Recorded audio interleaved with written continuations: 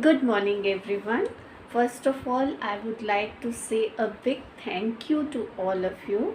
Now I am having 60 subscribers with me. Good morning, class 12th. Today I am going to start chapter 7, Social Group and Their Influence. Okay, in this chapter we will study about how the various social groups that we have influence us. For example, when we start our day, we start it with our family. That is also a group. When we go to school, that is also a group. When we enter our class, that's also a group. So our life is bounded by various groups. Now in this chapter we are going to study why we join these groups, what is the purpose, why can't we live alone. Okay, why can't we live in an island? So all these questions will be sorted out in this chapter.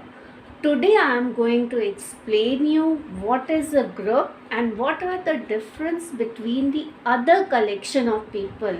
See, we call collection of people by various names, like a crowd is also a collection of people, a team is also a collection of people, audience is also a collection of people.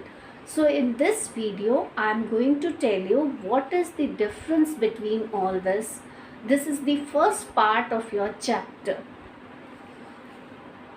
Okay, students, you will say in general language, if I ask you what is a group, you will say collection of people. Okay, but children, collection of people is also termed as team, is also termed as crowd, is also termed as audience. So how group is different from all this? First, let us see what is the group and what are its characteristics. A group may be defined as an organized system which has two or more than two individuals. Then these individuals, second feature is these individuals are interdependent on each other. Okay? For example, a family is a group. A wife depends on husband, husband depends on wife, or wife, children are dependent on them, both of them. So this is how the group has interdependence on each other. Then they have a common goal. Yes, they have a common goal to lead a happy, successful life. All three members, let it be husband, wife, and their children or child, all three or four members in the family, they are having a common goal, that is to lead a happy or successful life. Same. Then they have a sense of belongingness also. They are attached to each other. Then the leader is there. Like in India, we are having, although the system is now changing, but we are having patriarchal society, and the head of the family is father.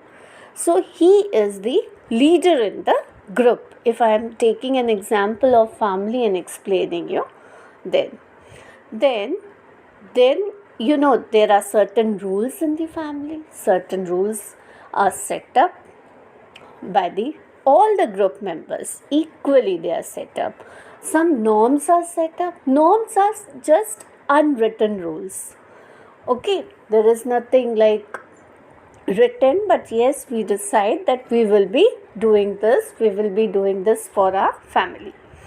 Then it is a structured group, is structured. Okay, next, if I explain you how the group is different from team, see the difference. Okay, now if we talk about teams, they are a special kind of group in which, in addition to all the features which I had discussed now about the groups, the members also have complementary skills. That means that if one is suppose if I take an example of the cricket team, then one is the good batsman, the other is the bowler, the others are fielders, and so on and so forth. So they are having complementary skills so that India can win the match. Then they have team spirit, as well as they have positive cooperation among themselves. Okay, in order to achieve their common goal, that is to win that match, and they are mutually accountable to each other. If one doesn't show a good performance the other day, means the one day, then the team loses, or if he shows, then the team wins. So all are mutually accountable to the team members, to other team members. Students, let us see how crowd is different from group and teams.